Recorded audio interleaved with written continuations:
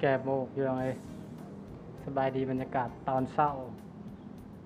วันที่1 เดือน 2 ปี 2026อากาศมาแต่ออกกำลังกายพี่น้องบรรยากาศตอนเช้าพระอาทิตย์ขึ้นเนาะโอ้ยงามแต่ว่าบ่ได้ซื้อโทรศัพท์ไปเนาะก็เลยบ่ได้ถ่ายให้เบิ่งมันขึ้นยามมื้อเช้าโอ้ยแดงหุ่นๆพี่น้องงามคักแต่ว่าบ่ได้ถ่ายให้เบิ่งเนาะเพราะว่าบ่ได้ซื้อโทรศัพท์ไว้เนาะฝากไว้ก็เลยบ่ซื้อไปอากาศมาแต่ออกกำลังกายพี่น้องแต่แล่นน้อยหนึ่งแล่นก็ได้บ่หลายดอก กำลังบ่หลายนะเพราะว่าบ่ได้คอยออกกำลังกายนะบ่เคยอยู่บ้านบ่เล็กออกตลอดหน้าก็สีกระโปงเนาะเมื่อก็คือสีบำรุงให้มันที่กว่านี้เนาะเอาจังใดก็เป็นกำลังใจให้บักหลาในเด้อในการทำคลิปเนาะก็สิพยายามลงคลิปคือดุเนาะ